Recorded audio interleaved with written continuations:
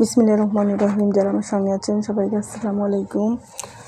আমাদের লাস্ট স্কুলের দিন আবার ভর্তা, তবে এদিন খুব বেশি ভর্তা না, তিল ভর্তা, আলু ভর্তা আর অন্যান্য তরকারি। আর তিল আলু ভর্তা এনেছে জ্যোতির আম্মু ভাবি, খুবই মজাদার তিল ভর্তা। আর তিলের মধ্যে প্রচুর পরিমাণ ভিটামিন আছে, যেটা দুধের চাইতেও বেশি, যার কারণে সবার আসলে তিল খাওয়া দরকার, সেটা যেমন করেই হোক, ভর্তা বা মটকা বা যেমন করেই হোক। আর সাথে কিন্তু বিভিন্ন রকমের তরকারি, কেউ ডিম এনেছে, কেউ গোশ এনেছে, কেউ মাছ, তো সবারটা মিলেমিশে। আর আমি নিয়েছি লাউ দিয়ে ইলিশ মাছ, তো সবারটা খেতে আসলে বেশি মজা, নিজেরটার চাইতে অন্যেরটা খেতে বেশি মজা লাগে আমার লাউ ইলিশ।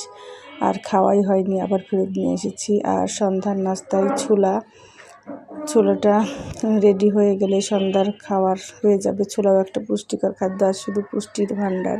সবাই ভালো থাকবেন, আল্লাহ হাফেজ।